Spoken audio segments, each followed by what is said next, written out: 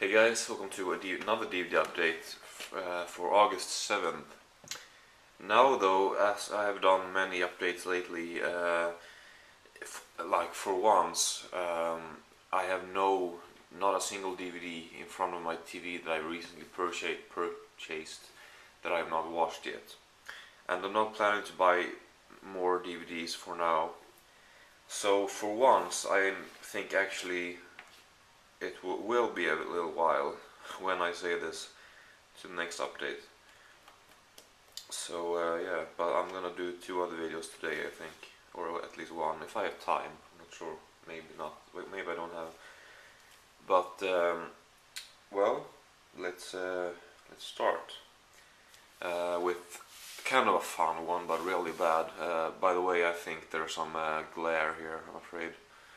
But Zombie Strippers. Unrated, maybe that's just regular. But Robert Englund and Jenna Jameson. This annoys me. I really don't know if you can see it, but right there, it's like a huge hole. But it's because it's these. So I guess I broke it somehow.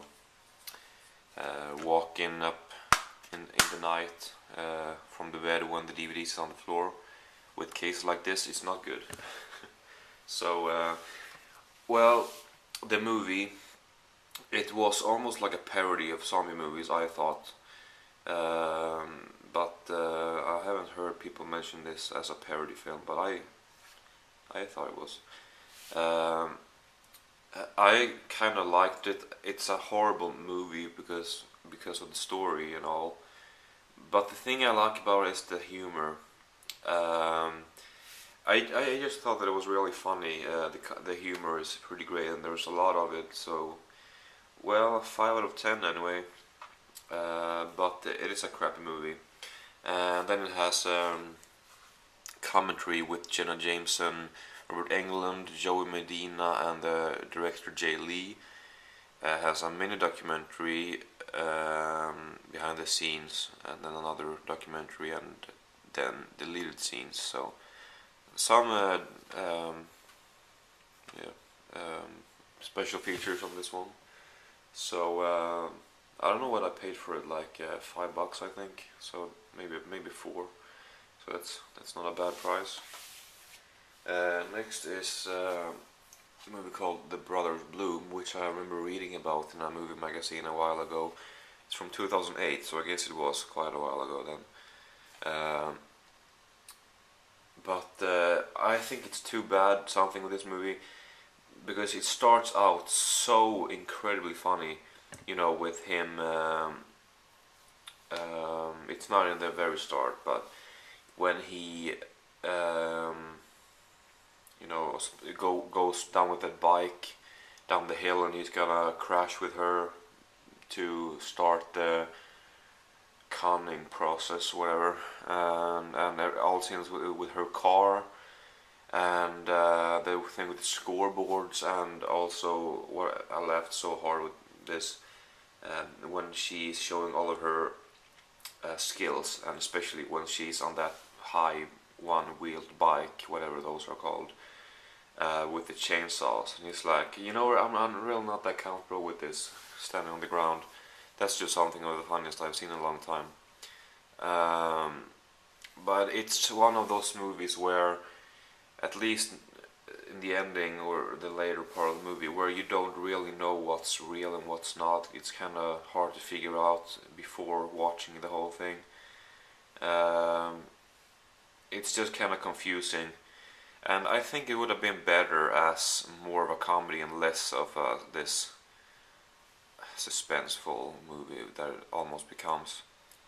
But it is funny all the way through. It's just it is definitely partly a comedy. It's just that, well, I would like it more if it kept the humor as much.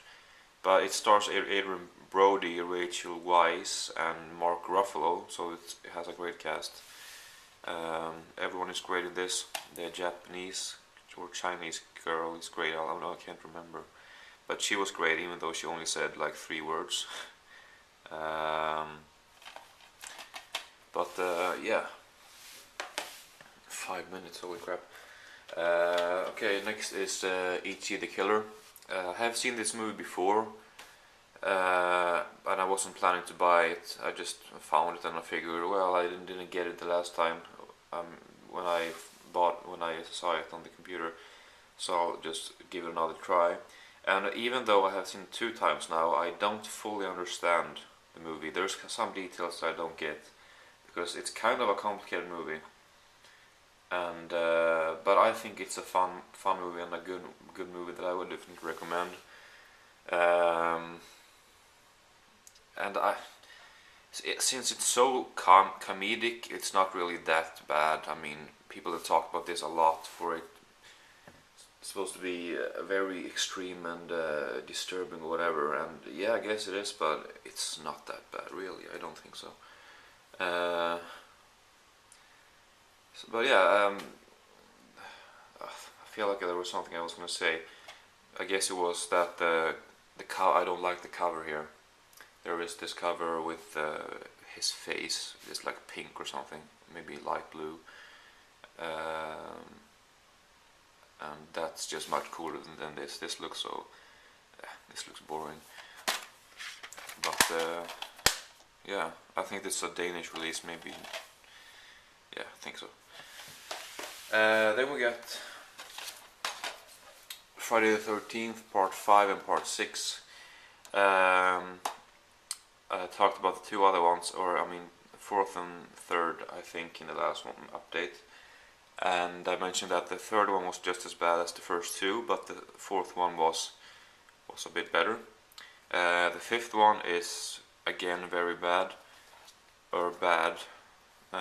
It's not horrible. It's bad. And then the 6th one is a bit better.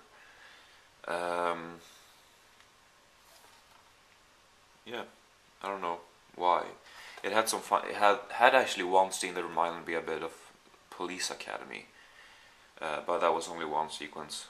But it says comedy on IMDb. I wouldn't say it's a comedy movie. It just has a couple of comedic sequences. But definitely gonna get 7th and 8th one, and they're gonna look good on the shelf. All 8 for sure. Even though I don't really like the movies and didn't think I would either. But when I said also that the 4th and 6th one are better, then I just mean that they are 5 instead of 4 out of 10. Next is a pretty cool collection, but which I was a little disappointed with. Well, okay, maybe not this. Well, I'll just talk about it. It's the Fly collection. First of all, this box is very ugly. You know, it's one of those, and the spine is just awful. But it has all of the 5 movies. It has The Fly from 1958, The Fly, or The Return of the Fly, The Curse of the Fly, and then the remake from '86 with Jeff Goldblum, and the sequel to that. I saw all of them except for the sequel to the Jeff Goldblum one, and I'm not sure if that's just a sequel to the remake or if it's also a remake of The Return of the Fly or something. I'm not sure. But anyway, let's just start from the beginning. The Fly, the original. I thought that was definitely a good movie, but I really don't like the look of the fly. It looks kind of corny or whatever. And the Return of the Fly and the Curse of the Fly was just not good at all. And then the remake of The Fly was better than all of them. And I usually don't like remakes more, but since David Cronenberg really didn't, it's almost not a remake. It's rather his take on the original movie. It's not. I don't know.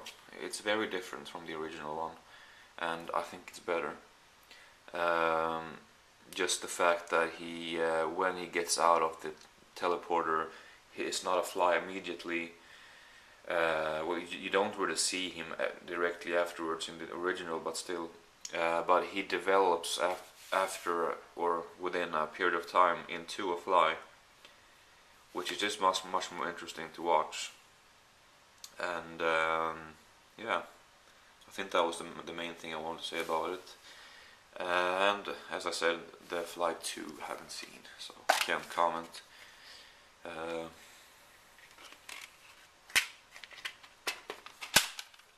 So there you go. And then the last two I got. It's two separate DVDs, but there was like plastic around them, so I paid for them as one. And it's two Hitchcock movies, Dial M for Murder and Strangers on a Train. I really like Hitchcock. I've seen about 9 of his movies now, I think. And these were, I mean, I haven't really absolutely loved a movie of his, but I've never disliked one. But I like all the movies I've seen. I usually think they're good, solid suspense films. I never think they're masterpieces, which maybe I should, of an obvious reason. But well, I like them definitely. And I watched Strange on a Train first, and I think it's really good. Give it 8. I think it's like a film noir. I haven't seen many at all of that genre, but I think it is. But I had a different idea of the movie before I watched it. I thought they were gonna be like on the train discussing this subject maybe for an hour or something, and the last half hour they would both go separate ways at once, agreeing with what they would do, and then perform the murders. But that's not what happened, because in the beginning on the train, which it starts with, I think it's like 7 minutes or something, maybe. Yeah, well, it's less than 10.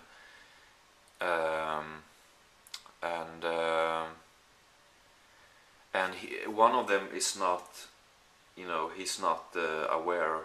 The other one thinks, pretty much one of them thinks that they are having a deal. They have a deal. You kill my father, I kill your wife. I haven't really explained what it's about, so it might sound a bit strange if you don't know what it's about, but never mind. So I thought it was going to be, but no, that's what it was, instead of what I thought it was going to be. Well, this is just getting too messy. Never mind. But yeah, it is a double disc, or I mean flip or whatever. The second side, on side B, it has 2 versions: Hollywood's original version and the alternative British version. And I don't know what the other one is. It was longer, but I didn't watch it. So yeah. And then Dial M for Murder, which I also thought was good, but not as good as Strangers on a Train. But basically this whole movie, or I mean, I'm pretty sure like 90% literally takes place in one room. Yeah, just one fairly small living room in an apartment. I'm not sure if I can explain this movie. I think it would take me longer than about a minute that I have left now, but well, I thought that it was great, but has made a couple better. I don't understand though why it has the highest rating. I think the Swedish the rating that they have given to this movie would be like equal to rated R, I think, and I'm not sure why. But well, oh yeah, this one is from 55 and the other one is from 51. So that's that. I guess I had planned to explain those Hitchcock films a bit better, but whatever. I was also going to mention, I can't mention quickly now, that I didn't know if I was going to get them because it's one of these ugly ones. It's part of a set, but I have to end now. So thank you very much for watching, and see you in like a movie of the month or something.